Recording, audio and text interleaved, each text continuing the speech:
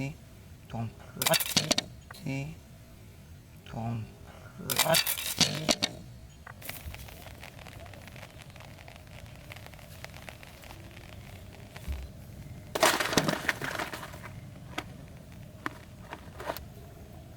Một tiệm đồng một tí sắt này,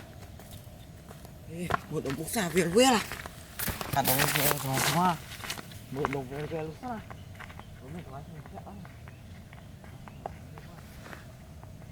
đúng rồi, nào về việc quá, một đồng mãi quá, đồng một đồng mãi, về việc ngoài, đồng mãi, bán này. Như thế này cô chỉ cần lục về chỗ tí nha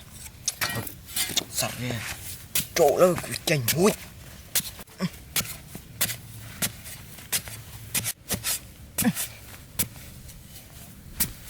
chừng mang lấy ra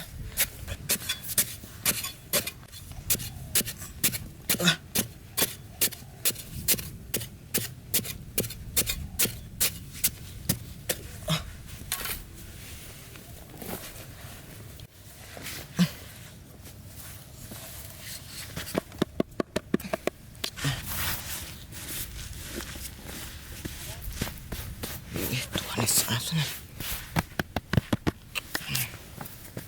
này tạm mưa này mùa mát này ăn con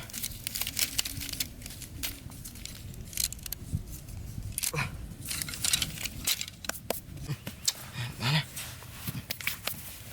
bỏ cồn muối sao nha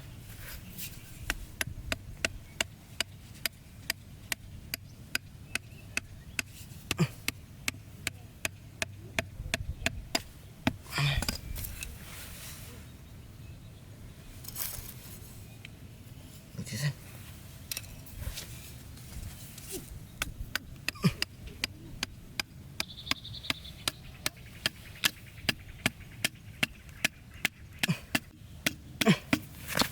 quá này ruột ra này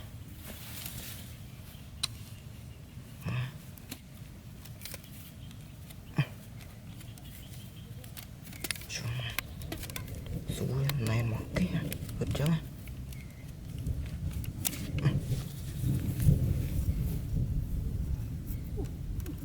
đó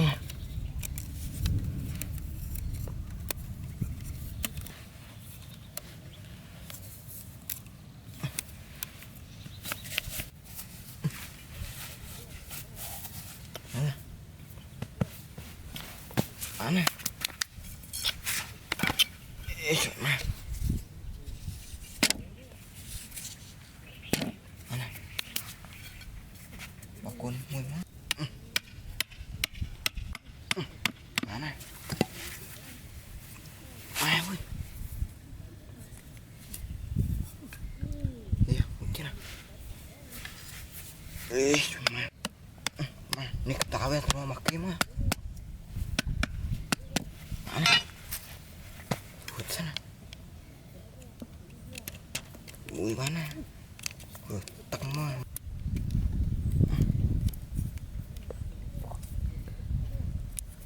bán nữa à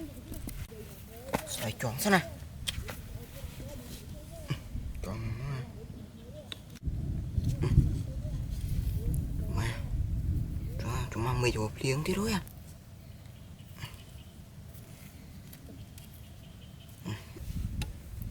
mẹ ơi cầm hộp nó món à tròn lực thế này tròn lực nha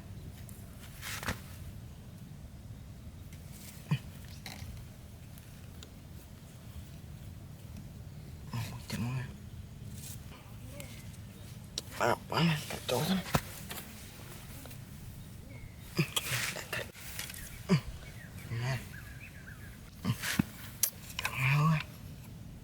lưng này thế này này đi bạn đặt đi nào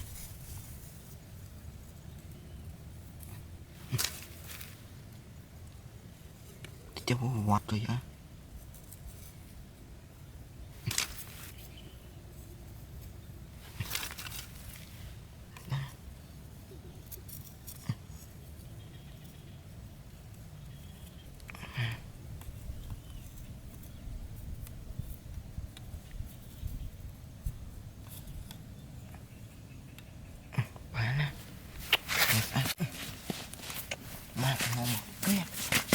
á sẽ làm sọt mới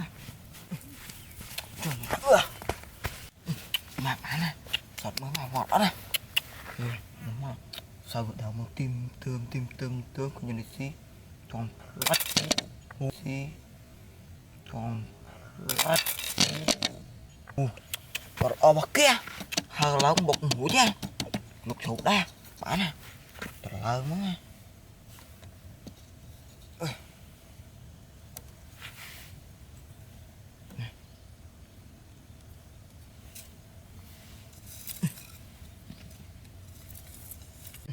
hơi xì thế này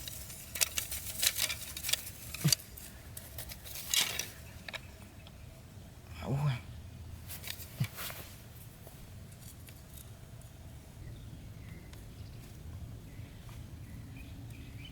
bả nè tiểu phật nó đây tặng người mới được chưa tặng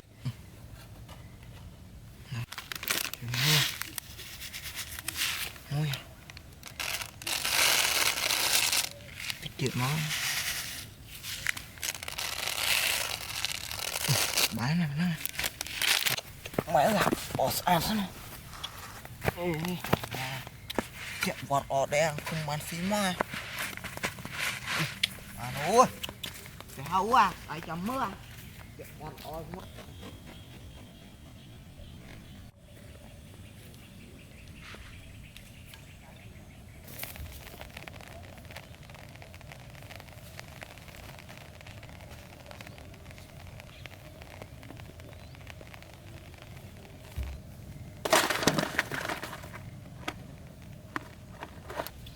lùm lúc mà đặt tiện động sống với nhà đừng bảo nữa ủa mở tiện đi xem mà sụp la mà ú à đậu xong mình được ba ú à đó là bao bằng ngày à ú à được sao nào trời chạy quá trời má quá trời má chọp hẹp quá trời má quá trời trời má trò bọc kia má trời má xả béo quá